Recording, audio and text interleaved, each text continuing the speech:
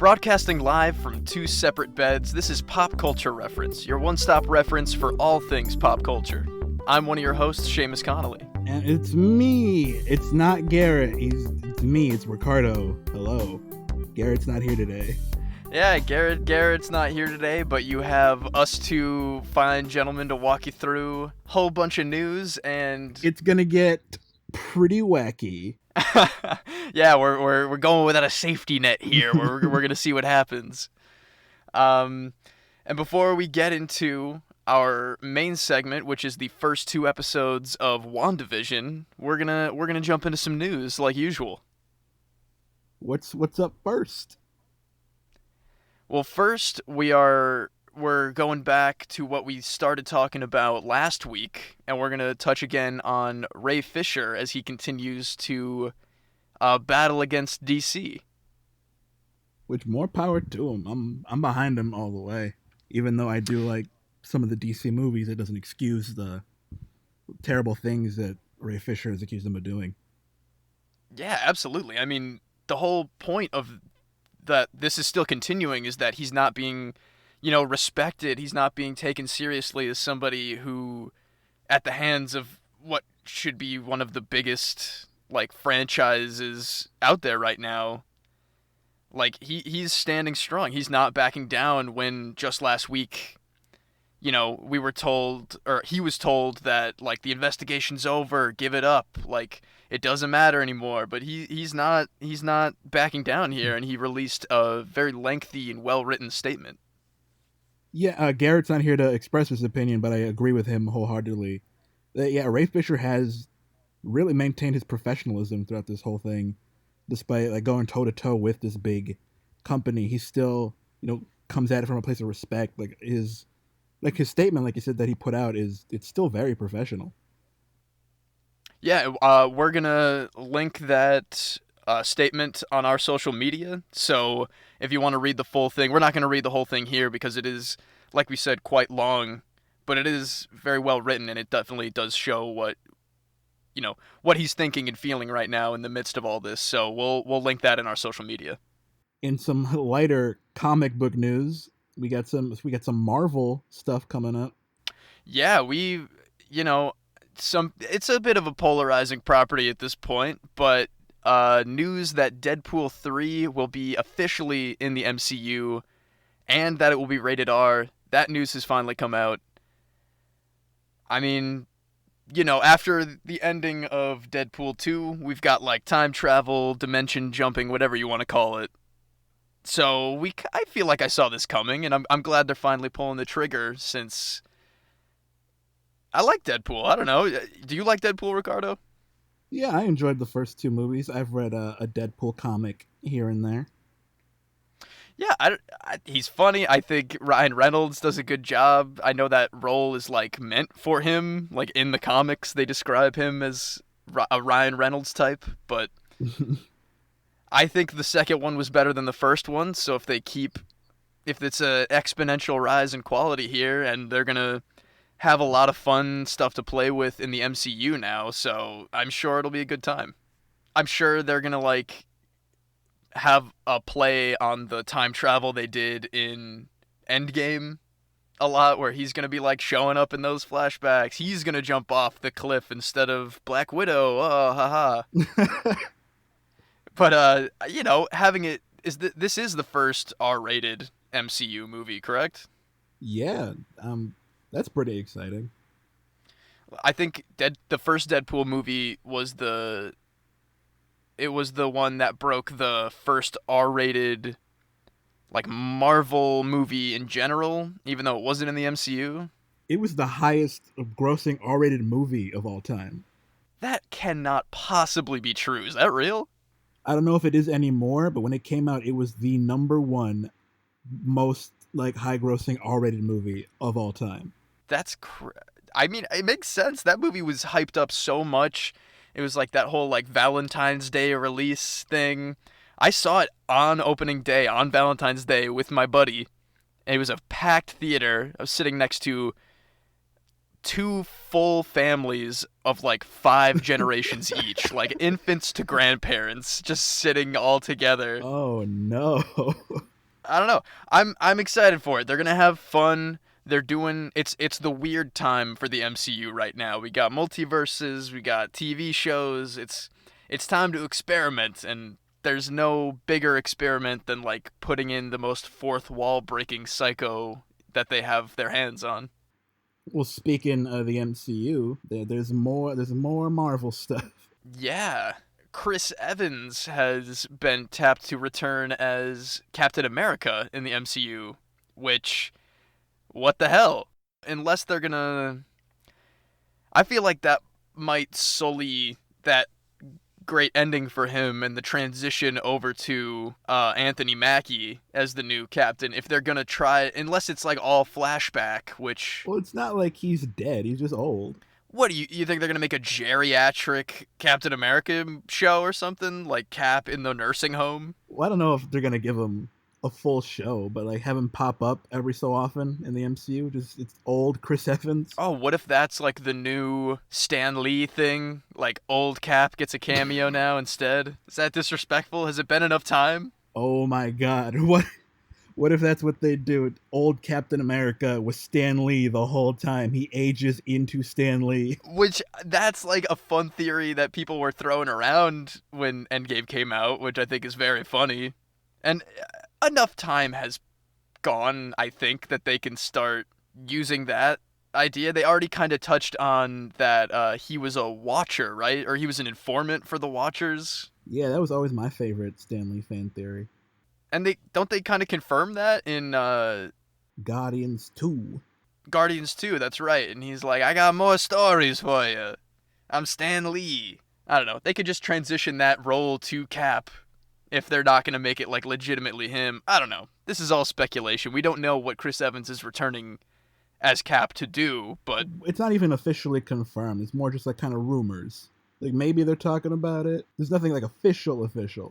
well, I mean, I guess it would make sense then if it's just like in general possibly one day Chris Evans is going to show his face in the MCU again, whether that's like shooting a goofy after credits scene or like just doing voice work for another animated show. Maybe he shows up in I mean, no doubt he's going to be in like Multiverse of Madness. They're doing time travel dimension stuff. I only want him back if he's gonna be old. I want old, senile Captain America that doesn't know what's happening or where he is. I think that's definitely funnier to have just like old man, like super slow, crotchety Captain America, but God only knows if they'll do that.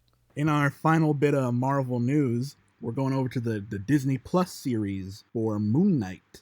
Yeah, this show just keeps getting more interesting as bits and pieces are revealed, because now we know that Ethan Hawke has been cast as the villain in Moon Knight, correct? Correct. He's going to be fighting Oscar Isaac. Still unconfirmed as to what exactly Ethan Hawke's role is, but I like those two actors and they're going to work great together.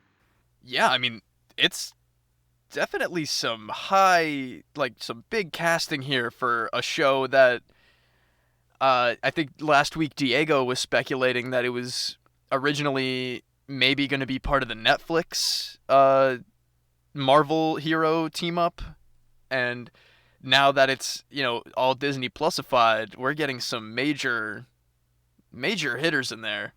Still no word really as to what the show's like about, or the tone, or where like it stands with the like Daredevil or Cap, or which side of that they're gonna go with. But well, it's another vigilante show, so I assume it's gonna be very similar to Daredevil. And that's why maybe that is how they're gonna slip in Charlie Cox and the gang back into the MCU, like officially. Put Moon Knight in Spider-Man 3. Everyone's in Spider-Man 3. Honestly, he might be. I've heard some wild stuff that it's just that movie is going to be insane, but maybe one of the most fun, like, just messes that we can get out of the MCU right now. How much do you know about Moon Knight as a character again? Really not much. I know, like, the memes about it. I know that he's, like, mentally unwell, kind of like a Deadpool, but a little more not as fun. Yeah, it's not as fun, but it's still kind of funny. I know he has a contentious relationship with the Punisher in some of the comics, which again brings up the idea that maybe him and John Bernthal could have a fun time on screen together. Just like two gravelly voices talking to each other, real angry like. It could be fun. One of my favorite little Moon Knight tidbits is like the reason he even wears like white to begin with. Like I think in a comic he's called out by some cops. Like he's not really stealthy, hanging around in the shadows wearing all white. And his response is, "I know, I want them to see me coming." Oh my god. That's great. See, that's like it's like Deadpool meets Batman. Where it's like I want them to be scared and I want them to be hurt, but I'm also kind of like screwing around a little bit as I'm terrorizing these bad guys. I don't know. I think it's gonna be great. I think, especially, I think Ethan Hawke is a talent, and I don't really know any specific Moon Knight villains, so whatever they do with him, it's gonna be very fresh to me at least. I don't know a release date off the top of my head, but you can bet I'll be there when it comes out. Oh hell yeah! I mean, especially if it's going to be part of the new MCU series list, or if it's going to actually bring in those Netflix guys. Either way, it's going to be kick-ass. Speaking of new releases, you want to jump over to Netflix? Yeah, we have word that in 2021, Netflix will release a new Netflix original movie every single week. Damn. Good for them, I guess. I guess good for them, but there has to be some science chart out there that's like ratio to Netflix originals to good Netflix originals, and it feels probably less impressive when like less than half of the movies are going to be good. That being said, I've been very pleasantly surprised by some Netflix originals, but it feels like a very tall order. All right, I'm pulling up a quick like kind of list of what we got. You want me to run through these Netflix movies real quick? All 70? Jesus, no. Just give me some things that sound interesting. Malcolm and Marie, that's a Zendaya black and white movie filmed during Corona, so it's literally just two people in a room. Weird. Another Christmas movie, A Castle for Christmas. Okay. Is there anybody famous in that, or is it just like nonsense? Is there going to be Christmas Chronicles 3? Is Garrett going to be over the moon? Wait, do you not know about the whole Netflix Royal Christmas whatever universe? What are you even talking about? No, I don't know what that is. Vanessa Hudgens is in like a bunch of different like Netflix Christmas movies that have weird connections to other Netflix Christmas movies. How dare Netflix think that they could make a Christmas universe? What the hell? It's redonkulous. Unless it's all Klaus sequels, then I cannot get behind that. Vanessa Hudgens plays 3 different characters. Why? Wait, in the same movie or in all these universes or these worlds in the universe? In the same movie. She plays a regular person, a princess from a made-up country, and the cousin to that princess from the made-up country, and they all look identical for some reason. That is stupid. I think that sounds dumb, dude. Come on. That's insane. Unless we're gonna watch all of them on a binge session of torture, I could never ever see myself watching that. You heard it here first, folks. This December, get ready for the Princess Switch movie marathon. No. Oh, Jesus. Zack Snyder's Army of the Dead, that's coming to Netflix. I don't know what that is, but... Oh, it's a Zack Snyder zombie movie. Sure, I'll take it. That sounds interesting. I shit on Zack Snyder a lot, but I think he might be better when he's not doing adaptions. There seems to be like an original thing he's doing. And visually, as a director, I think his visuals are stunning. So I might check this out. Yeah, I agree. I really don't have anything against Zack Snyder. Like, we joke about the Snyder Cut a lot, but that's really dogging on the insane people that, like, carved hashtag release the Snyder Cut into their faces or something, you know? Yeah. Well, and he himself has said a couple things I don't particularly agree with, but as a dude, I'm sure he's fine. Yeah. You know about Don't Look Up, the new Leo DiCapricorn movie? He's doing a Netflix original? Yeah. That's weird. I actually do know a little bit about the plot to this one. What is it?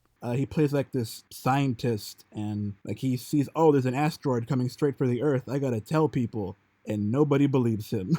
Oh, and he turns into like one of those guys on the street corner with a sandwich board that says "The end is near." Something like that. I don't have all the details, but I think he's grown out like his beard for this. You know, Leo. It's a big environmental thing from what it looks like. Oh yeah, that makes a ton of sense. Yeah. The one I'm particularly excited about is the all-black Idris Elba Western, The Harder They Fall. Oh yeah, okay. I've seen a little bit about that. What's the rundown on that? Hold on, It's partly based on a true story because it's based on like an actual person that existed. Oh. It's about Nat Love. A quick just thing from the Wikipedia. Nat Love reassembles his former gang to seek revenge against the man who murdered his parents. Yeah, sounds like a classic western, and I mean, Idris Elba is a goddamn talent. Like I enjoy his work a lot. Yeah, this cast is stacked, man. We got, like we said, Idris Elba, Zazie Beetz, Lakeith Stanfield, Regina King. You've touched like this one, that Leo one.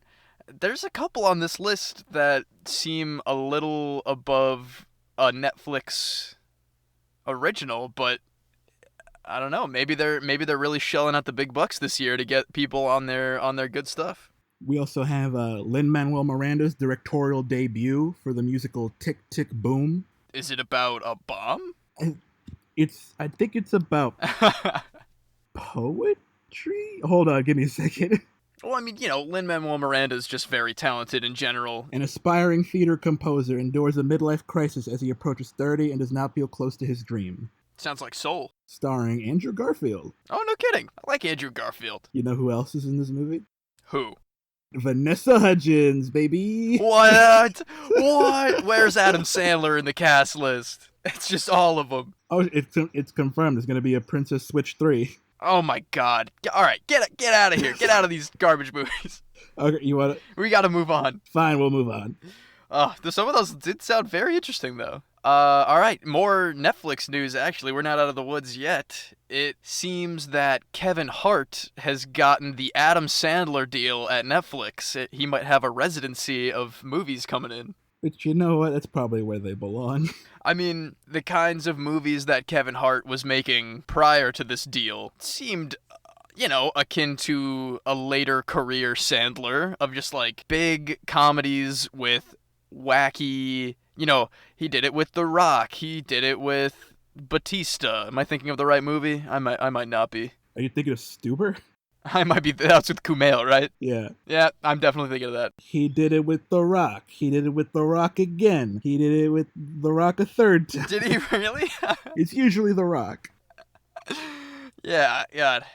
He's got a very specific kind of character he plays. I personally don't find him all that funny, and I think he's kind of a little full of himself. But that's just me. And, we'll see if he can pull off like an Uncut Gems style drama sometime down the pike on his career.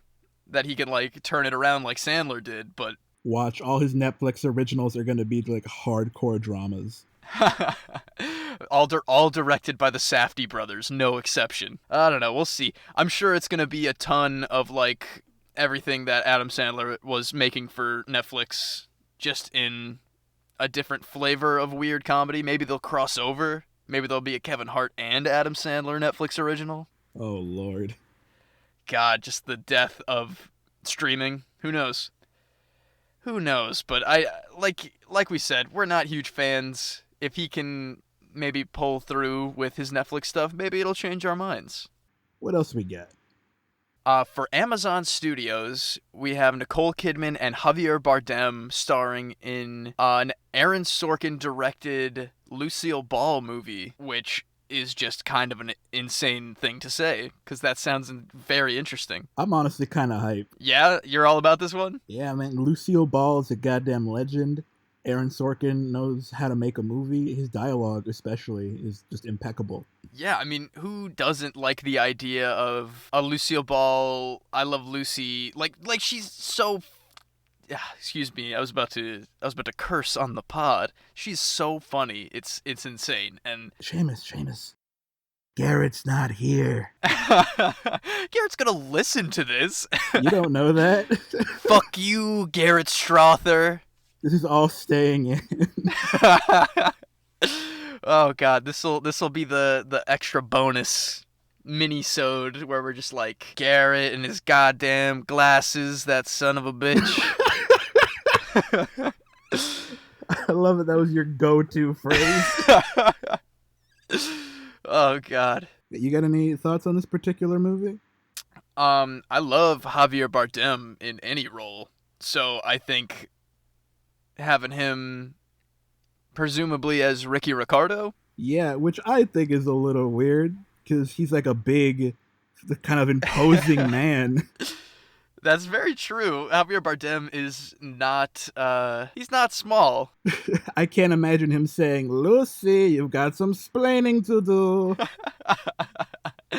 I mean, I can't wait for a trailer because you know they're gonna put that in it. If that'll be the make or break of this whole movie, is if Javier Bardem can pull that off. In terms of details about this movie, it's apparently going to be not really like a Lucille Ball biopic, but more focused on the relationship between her and her husband, Ricky Ricardo. Were they actually married? Yeah, they were married in real life for a bit. What? That's news to me. Goddamn, this movie's gonna be wild. Someone will correct me if I'm wrong, I'm sure, but I think they might have been one of the first interracial relationships on TV. That makes sense. That was so long ago. Damn. Well, we're definitely gonna keep an eye on this one. We'll keep you fans updated as more comes out. You want to talk about some video games? Yeah, we've got some great video game news here.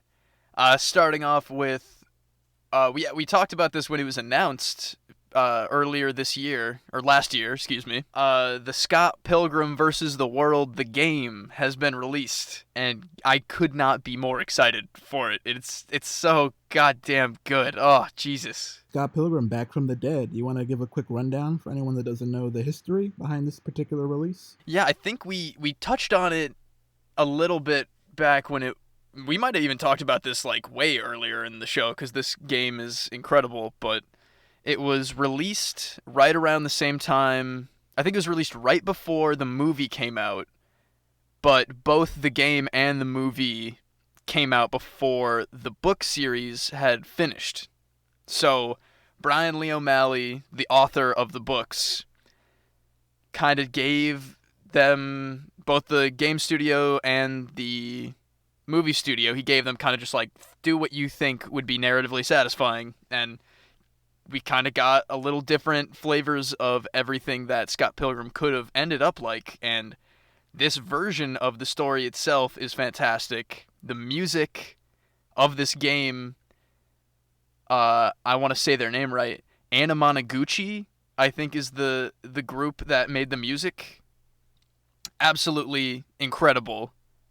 And it's back. It was taken off the PlayStation Store, the only place it was available digitally on the PlayStation Store. They took it off for purchase. So if you hadn't bought it, there was no way to get it again. And they've remastered it, re-released it, and I could not be more happy.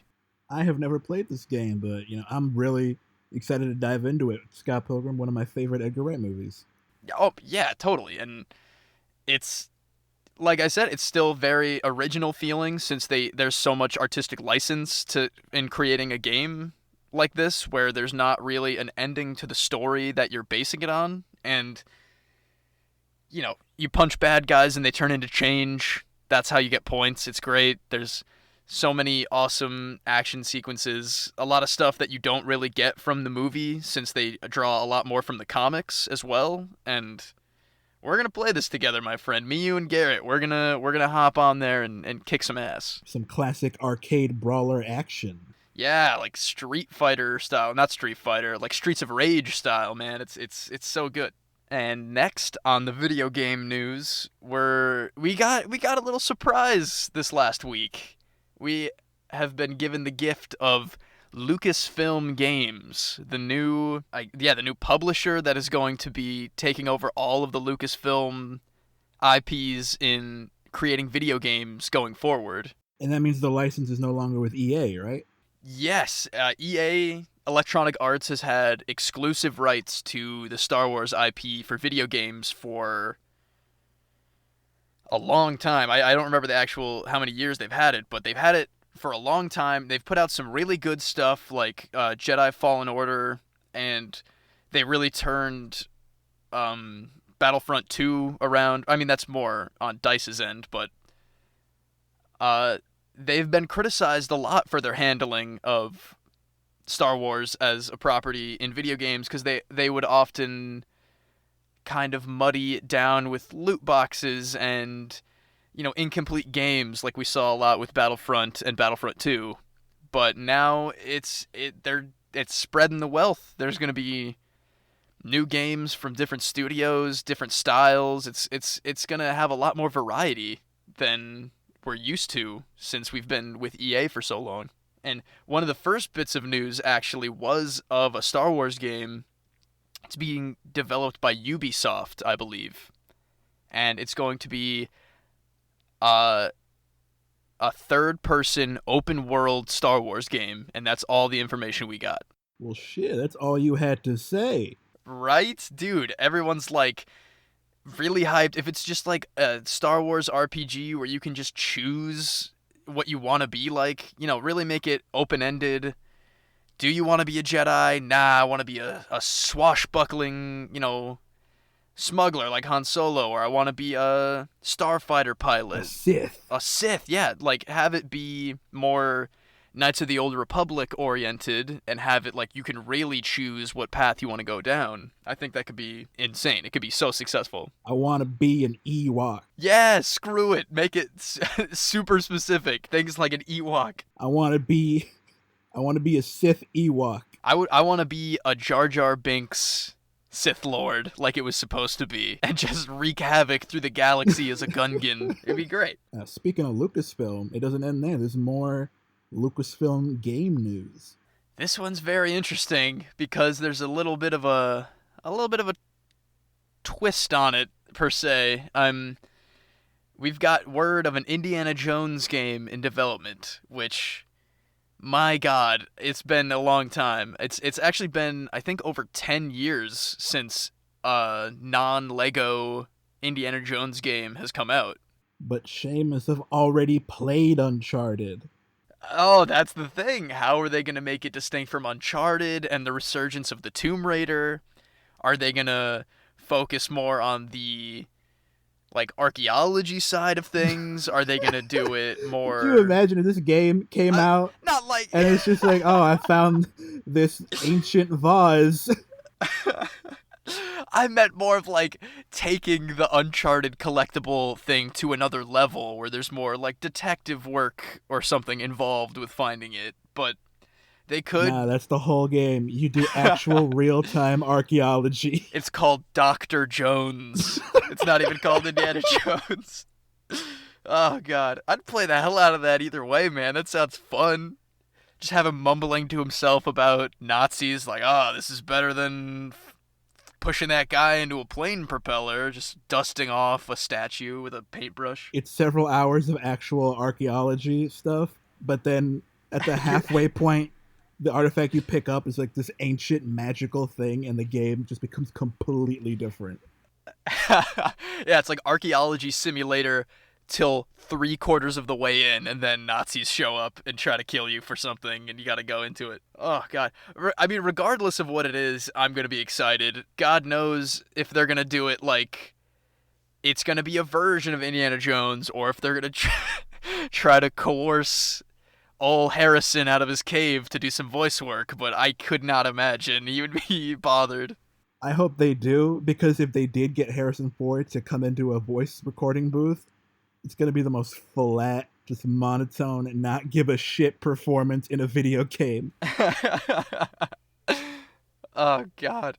There's a setting on the settings menu that you can flip to Harrison Ford's voice or one with emotion and conviction, and you decide how you want to play. Any word on who's putting this out? Well, that's the thing. That's the twist of the knife here.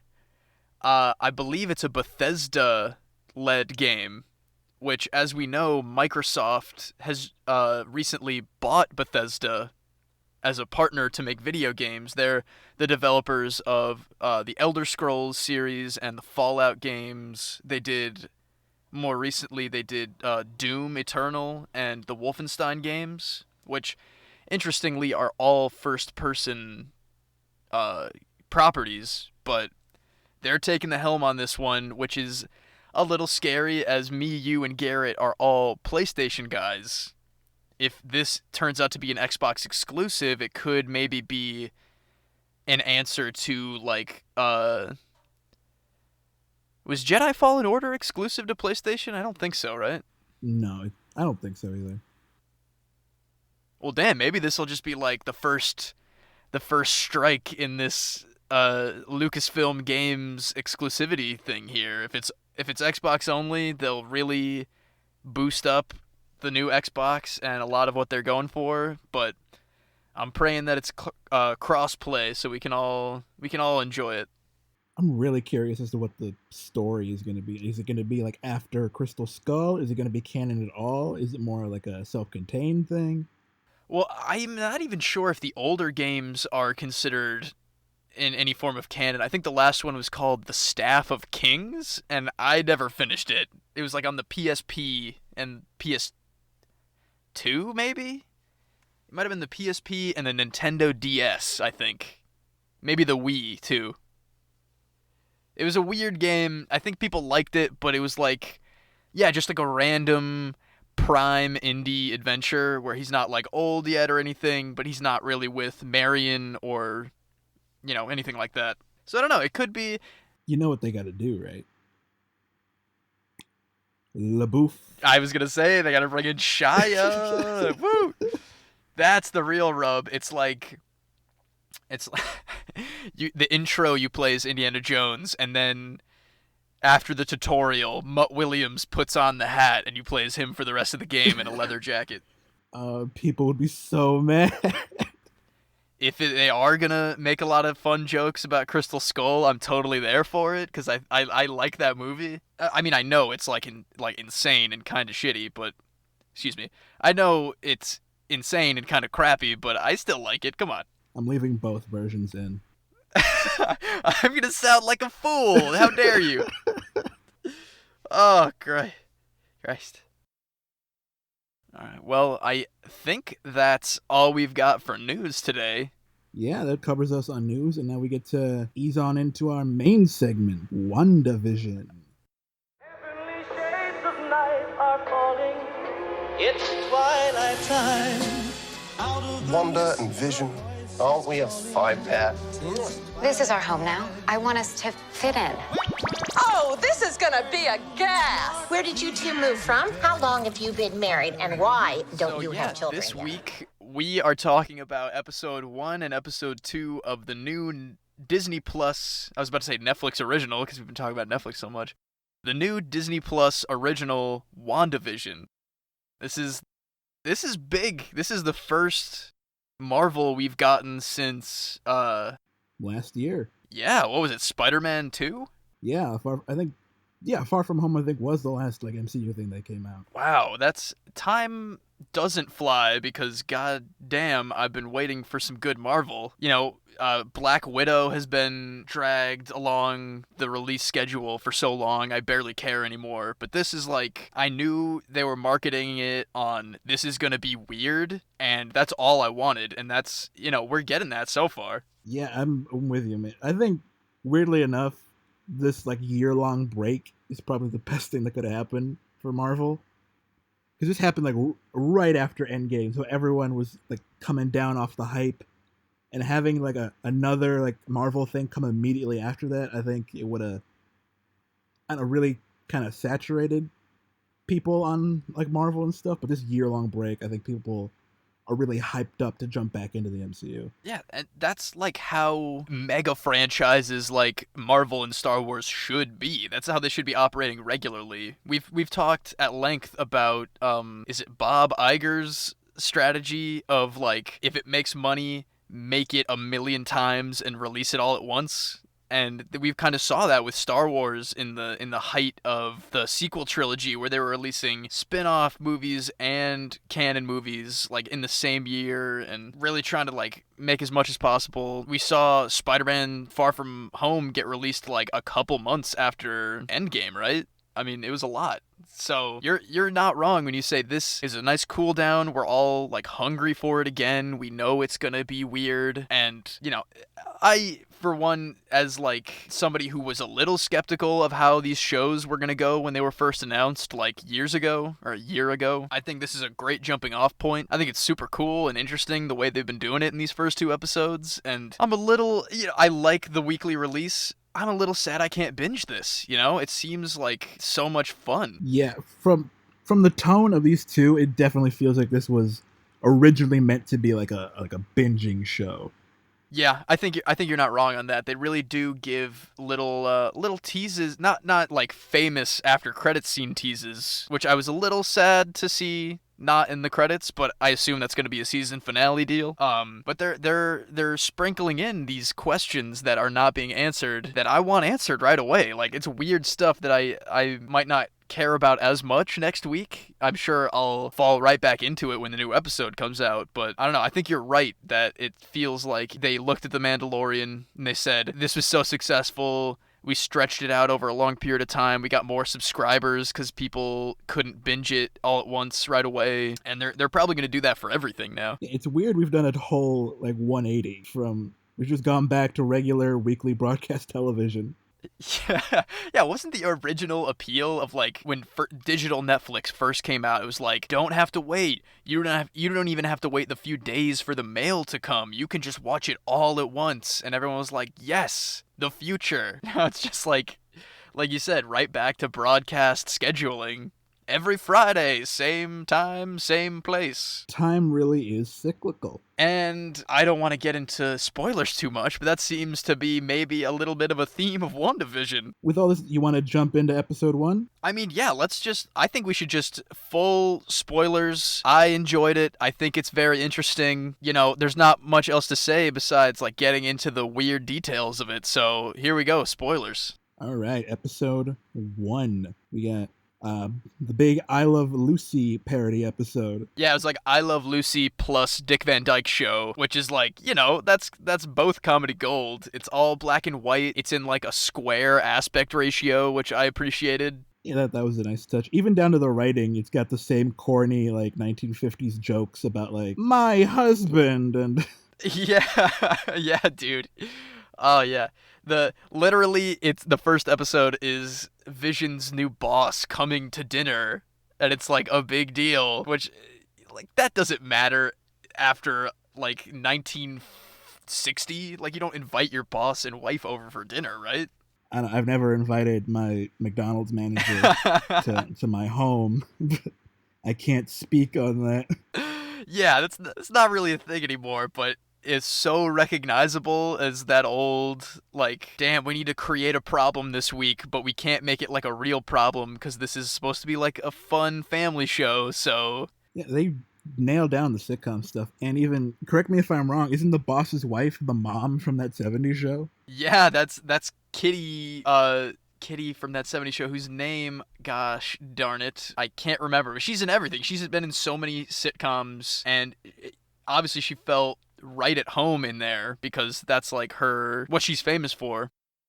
Deborah Jo Rupp is her name, and she is just the best. And I don't want to jump too far ahead here in what happens, but I hope to see more of her going forward, I don't want her involvement to just be the first 2 episodes, but we're still in a little bit of suspense on how this show is going to continue into into episode 3, rather. Yeah, Going back to episode 1 just real quick, where it's all the the hokey jokes and stuff, but then it gets weird. It gets unpleasant at the dinner table with choking and ominous angles. Yeah, that got super creepy. Yeah, we've been talking about it is very much modeled after those classic silly sitcoms from the mid-50s, but in that moment at the dinner table, Vision's boss starts choking, and Mrs. Hart is repeating "stop it," freaking out, but with a big weird crying smile on her face. And I was watching that just is it already about to crack this weird universe that they're stuck in, or is it Pleasantville rules here? There's a lot of Pleasantville stuff in this. That's what I'm really liking, and really I'm excited to see it develop more. Just this undercurrent of just like odd unpleasantness. Like you always feel like something's just a little bit off. And my God, it really does feel off. Just like they've got a really good for the children thing going, like where they're all say for the children at the same time. But correct me if I'm wrong.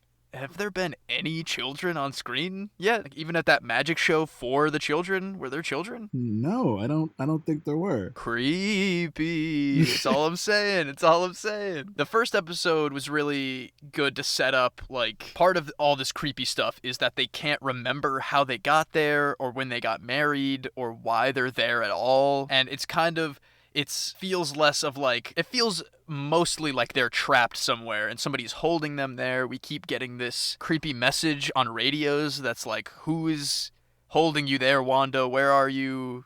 What does the voice say again? What is it? That's episode 2, right? Oh, I thought that also happened in episode 1. A little less so. It was more subtle in the first one, I think, but these two might as well just be one long episode. We'll jump around. That's true. It does very much feel like a 2-part intro, even though we didn't even touch on the weird theme songs that they're having, which I love that they keep doing that. I love the theme songs. Yeah, they're keeping it like I Dream of Jeannie, and the first one was like I Love Lucy, I think, right? Yeah, and then the second one was like an animated Bewitched style. Yeah, oh yeah, Bewitched, not I Dream of Jeannie. Yeah, definitely. And same thing. They're magical women married to dudes in the suburbs. Yeah, what a weird thing that there was 2 of those, huh? Now there's 3. Well, I guess there's 3. They're all magic in this one. Yeah. You said about them like not knowing why they're there or like how long they've been there. A little thing that I like, just like when Vision goes to work, he doesn't even know what his job really is. Oh yeah, he's like the fastest mathematician in this old school office, and he's like, what do we actually do? He's like, what do we do? And he's like, we compute functions. And he's like, compute functions to do what? He's like, to up production. What do we produce here? And he's just like, I don't know. It's creepy. It's great. I'm gonna be interested to see how they evolve those television tropes at like his office and her at home as they continue forward in time. And to add on to the weirdness, at the end of every episode, we get the end credits and we get a pullback as the aspect ratio changes, and we see they're being analyzed by some kind of weird like government agency. Yeah, it's really all up in the air of what anything is happening. Like, I don't think we get any new information from Spider-Man Far From Home about like post Endgame stuff. So this is all uncharted territory. We know that these shows are going to deal with new organizations, like from the Loki trailer, and we know that there's going to be weird multiverse stuff, but it's so confusing still, even though we know it's supposed to be. Oh, also, before I forget, hearkening back to they're doing these great intros with like theme songs and stuff. They're also slipping in fake commercials, which I think is fantastic. The Stark toaster, hilarious. Come on. I was just about to bring that up. Hilarious, but it also has, like most of the shows, this weird kind of off-putting edge to it. Like, what's the tagline? Forget the past, this is your future now? Something like that? Yeah, something like that, for sure. Which I think definitely ties into the theming of this show, because this is very obviously like this world of Wanda's creation that she can't seem to like move past. Like, she's clearly grieving.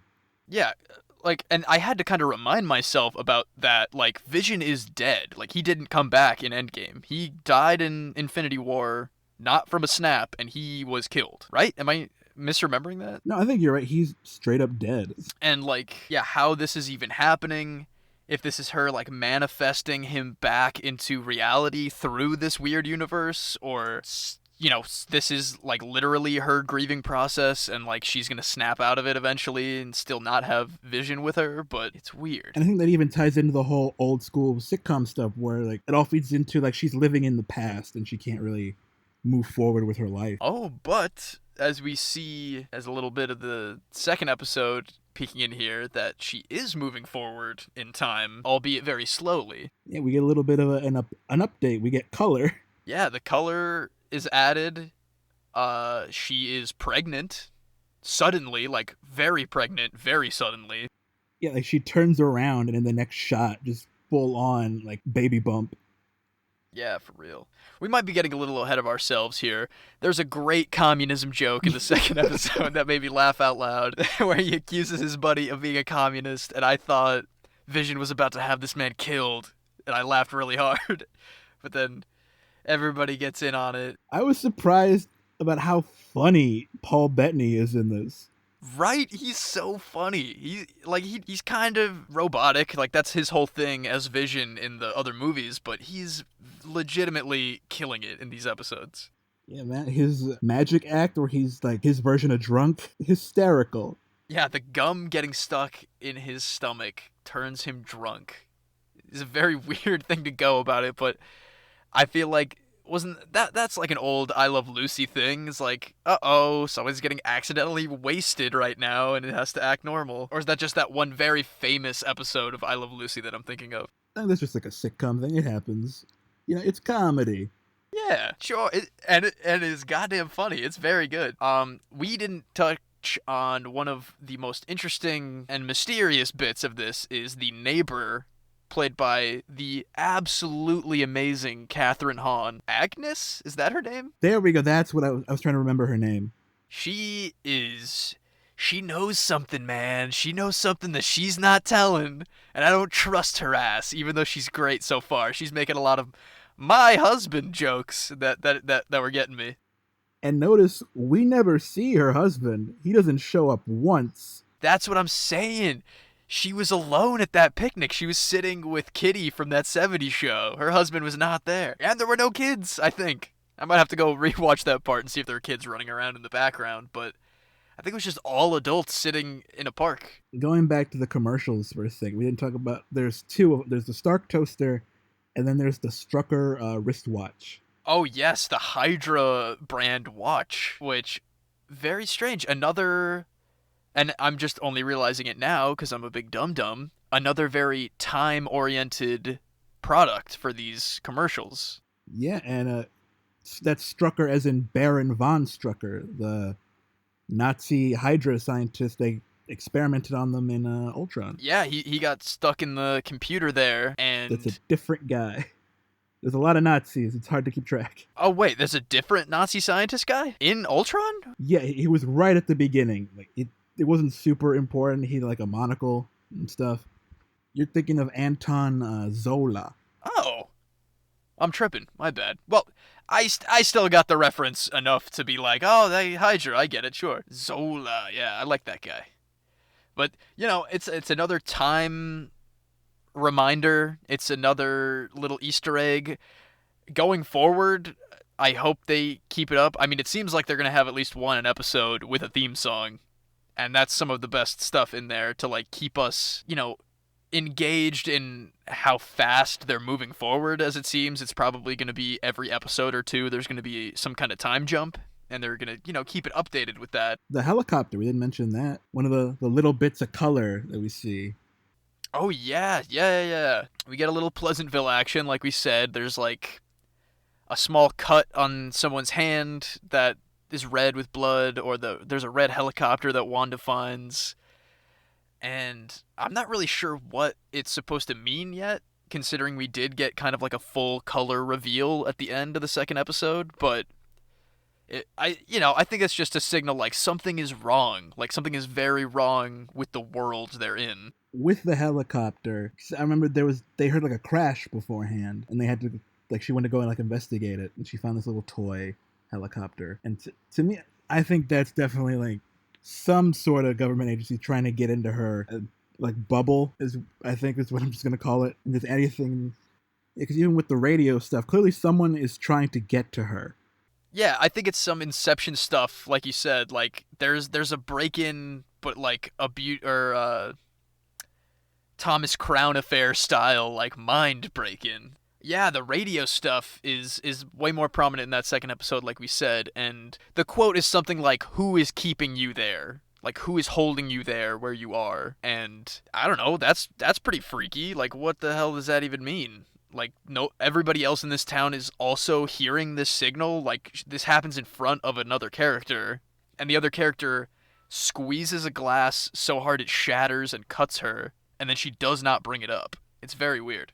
This is definitely based on like House of M, which is a storyline I haven't read, but from what I know, it's very similar to this. Like Wanda has built her own kind of universe, and she's kind of going a little cuckoo.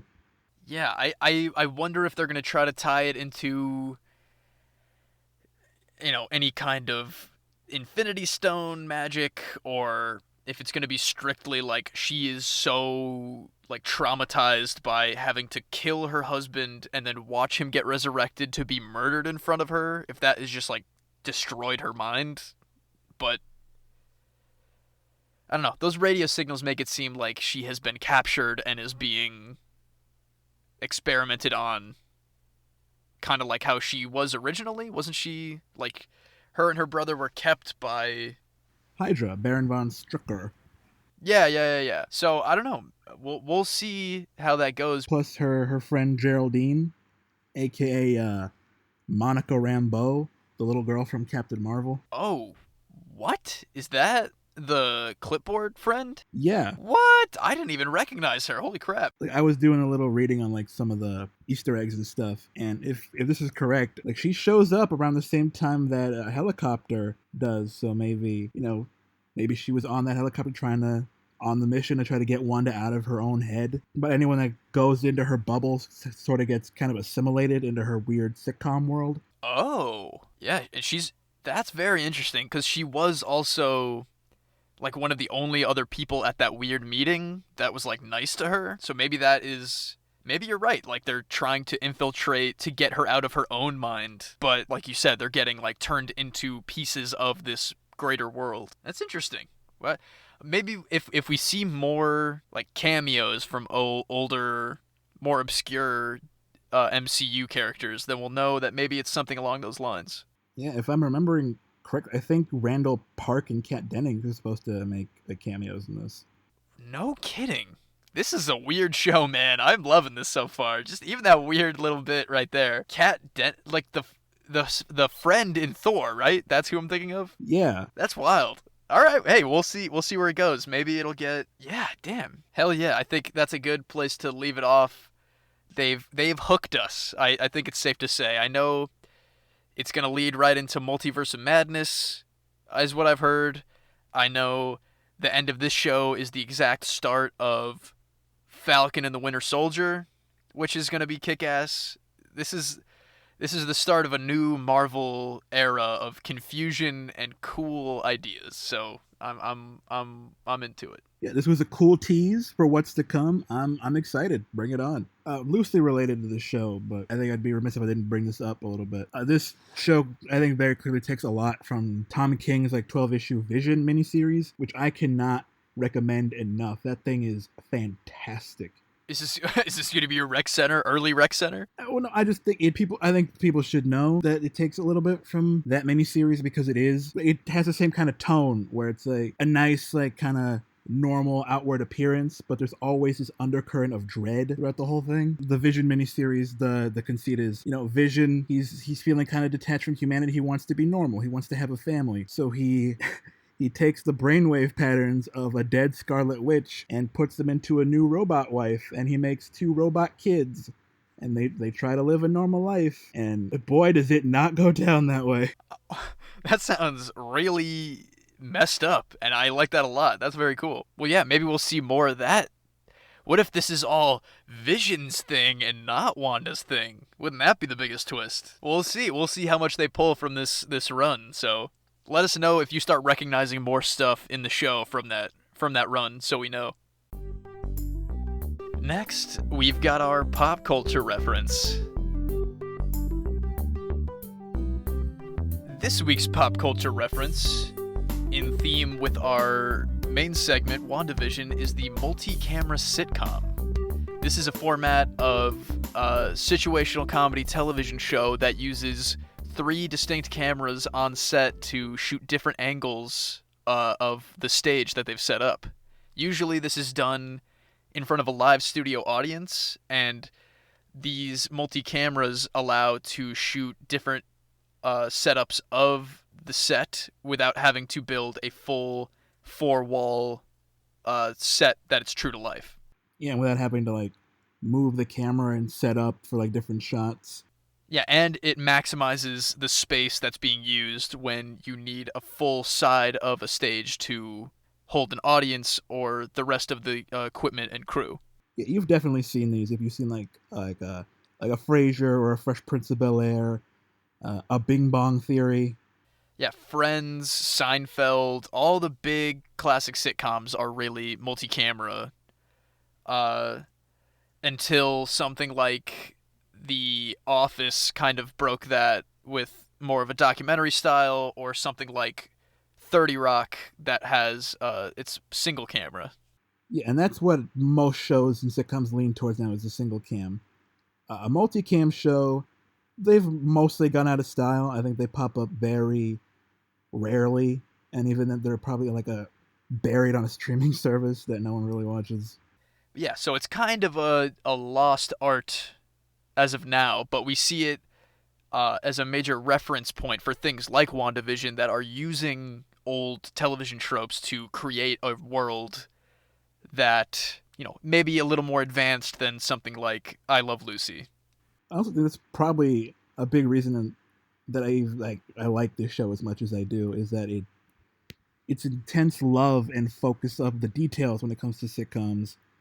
And coming from someone who was essentially raised by television, like I know all the little ins and outs. Like I pick up on the things. Yeah, and when you know what to look for, or even when you don't and you recognize it, you get that feeling of familiarity from the golden age of television like that.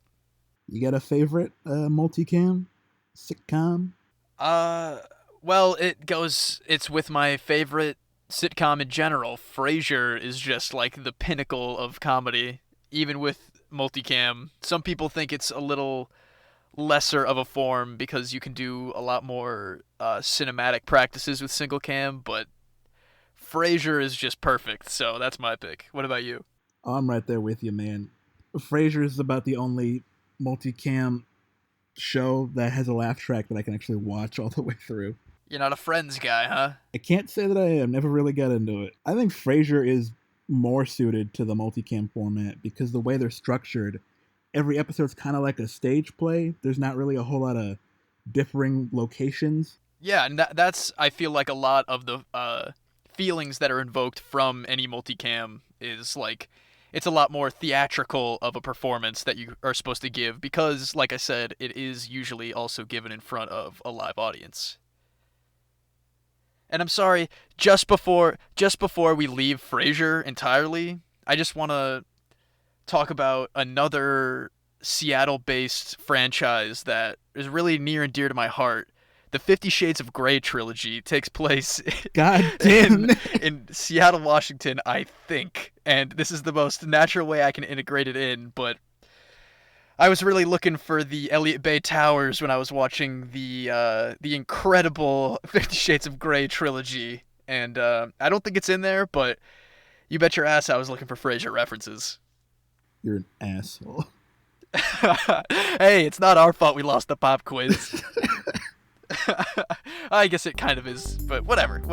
Let's move on to our rec center for today. Now it's time to save the rec center, where we give you our recommendations for the week. Do you like that? Do you like my Garrett impression? It's like he never left. All right. You know what? I'm gonna take the first one here. I'm gonna take the initiative. I got a late Christmas present from my girlfriend yesterday, and I finally have my hands on a copy of Star Wars Squadrons, which is the newest video game. And now that I think about it, the very last EA-based Star Wars game for now, and I've been having a blast with it. It's all first person. It's all dogfighting starships. It's more personal just in terms of I own a VR helmet, and that's compatible with this game, so it really feels and looks like I'm sitting in an X-Wing, and it's incredible. It's just like I've become an ace pilot in 2 days. I'm downing dudes left and right. It's wild. Oh yeah, man. I can only imagine. The few times I've had that thing on when I've been with you, it's been wild. Trust me, man. Next time we hang out, you guys got to try this. I think Garrett already has Squadrons. I'm not sure if he's played it much, but we need to pull together a McClunky squadron and go kick some Imperial ass, man. It's gonna be so much fun once we do that. But Star Wars Squadrons, highly recommended. That sounds so funny. Just dominating the galaxy as the McClunky Squadron. McClunky 3 coming in hot. It's like, what? I love it. It's gonna be the best. Ah, goodness. All right, Ricardo, what do you got for the Rec Center this week? You know what? I'm gonna stay with the theme. I'm also choosing a video game. I have recently been deeply sucked into Outer Worlds, the Obsidian RPG. I personally am not like a huge RPG person. Like I've played a little bit of Fallout and a little bit of Skyrim, but I never got like fully into it. Outer Worlds has eaten so much out of my days, dude. Like I get sucked into that game. I love it so much. It's from the same like people that created the original Fallout. So if I were to describe it in tone, it's like Fallout meets Firefly with some injections of Futurama.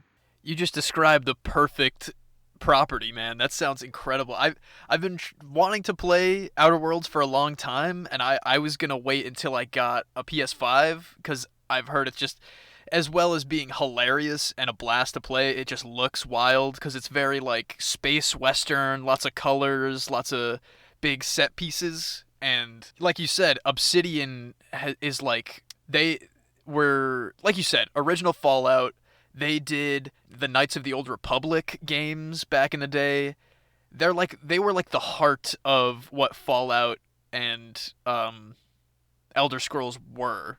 And then they split ways with Bethesda a couple years ago and hasn't really been the same. So to see them coming back hard with a space RPG that's just like doesn't skip a beat, it's as funny as it is, brutal.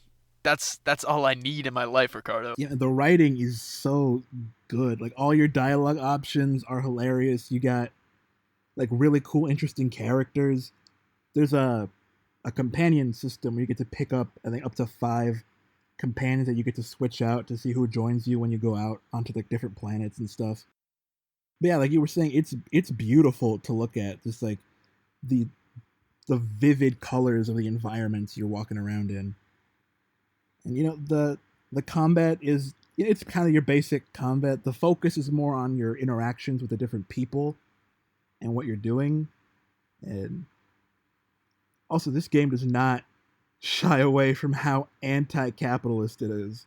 Which I love that. That's fantastic. I mean, I want to say on its release, it wasn't a $60 game. I think it was down at a $40 price point. That's like a way lower.